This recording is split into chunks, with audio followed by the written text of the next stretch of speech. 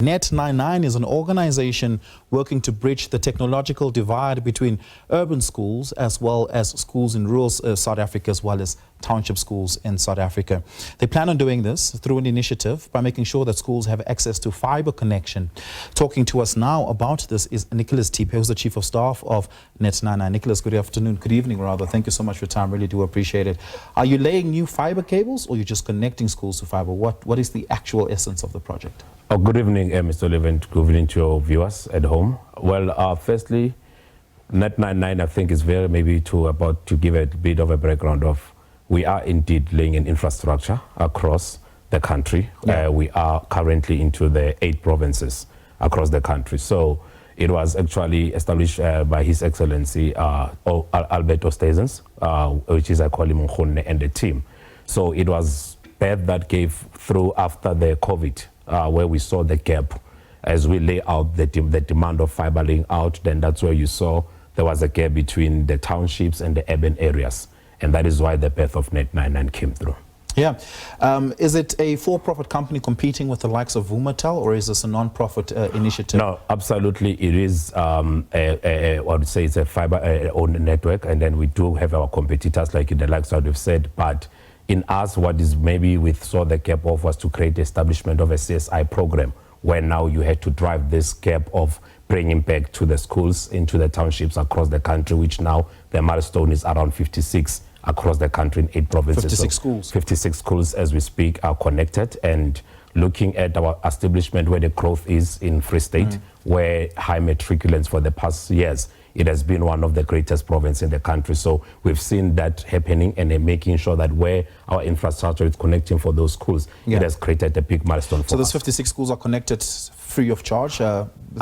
That is the main thing. Our main primary is to, across every province where we are, is to have 100 schools being connected. So that's 900 schools is the aim across the country? That is the aim of across the country, with the establishment of 200 households. That is where we are driving to. So it has been a thing that we also established the 4IR program within that particular thing, where we do the giving back again to schools with the education programs, which is during this winter time, making sure the importance of fibre, where you saw that fibre now is not long about a want, it's an essential need, but everyone cannot live without. As we speak right now, the international people that are already connecting with us using this devising of the fibre.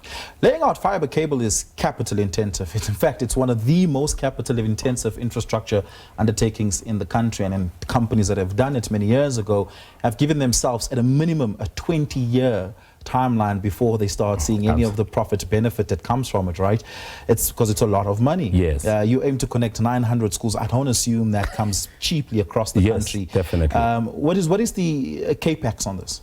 Well, I think having this passionate vision, and like I said, we've started 2020, and you see the demand that we've been seeing across the country, where now we see ourselves being privileged, I would say that, where in this record now we are currently at around 240 households, and now people are starting to tap in with also the partners that we are into. Are these 240 households as customers, or 240 households through your CSI program? No, I mean the infrastructure laying out across the country. Right. Which the households that are actually connected to our device. But obviously the clientele that is having around, I would say we are almost around 46 to 57 clients that are into the data. That is where we are having a direct customers, like you are saying. But I'm saying when we lay the infrastructure, we give ourselves a projection, and we are looking around 2027 to be around 2 million homes across the country. So when you said it is indeed a cost laying out to do that particular thing, but I would say the pace that we've seen ourselves growing into, we've attracted so many, and we see growth coming in, and it does not limit us. If somebody asks me what is our stress collective as a team, is that we have a stress of there's a growth, and they want to be the bridge that becomes in, and as data we know it's too expensive. And looking at the areas that we also been targeting, like you look at your Eastern Cape and Tata, whereby we think that we also want to build the bridge between the villages, the urban and the townships, be the particular one that everyone connects to and be the source of everything. What's the inspiration behind this? Why not leave it up to the players already existing in the market, like Telkom, Vumatel, AfriHost, and other major fiber network companies in the country? They have done the legwork, so to speak. You guys are only but beginning to do that legwork. We know, Mr. Oliver, we look at the vision, the passion, and knowing me coming from the townships and having this particular thing that the unprivileged making sure that the gap become one of the part. And when you have the leadership that is being led, and we are in a point where we've seen this, but we wanted to be unique. And our uniqueness started when we make sure that the local people, we're not just only considering as a fibre, but empowering, seeing those people that were not used to be the principal contractors, doing the home, eradicating poverty into those townships. I think that became a gap and a demand coming in within these people. Remember, townships, people talk to each other, they are rooted somewhere. So that's where now this thing came up, where you saw people becoming the principal contractors and empowering the community and eradicating the poverty. That is a uniqueness that I can speak of, that makes us to be passionate and see that there is a gap and there is that particular thing that to empower people and give them that particular So how thing. much have you guys spent to connect those 56 schools that you have connected so far?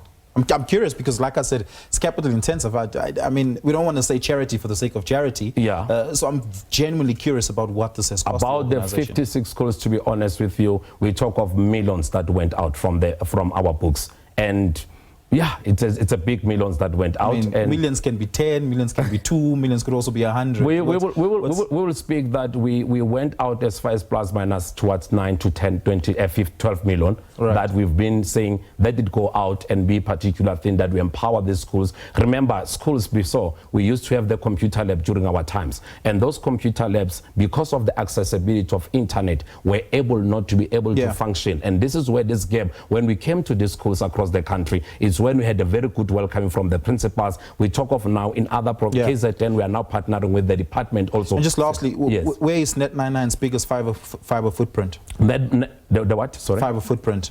Our umbilical cord, it's here in Kagiso Mogale City where we've started, and obviously we are situated in Sentin, that is where in Kramerville, that's where we are at, and everyone can liberty to go to our social media page and follow us and see. That is where you'll actually get most of the thing that we are not fly-by-nights, and you'll also establish that particular thing. Across the country now, we have 4,000 people that have also been rolling into ourselves. Yeah. We're going to have to leave it in. And Nicholas Thipe, thank you so much for your time. Really do appreciate it, and all the best with the rest of this infrastructure layout. Really in about years to come, I believe that will be here 2 million, that's the target you said, that's right? that's a mandate for the next 2 years. It's an order. Thank you so much, sir. I appreciate it.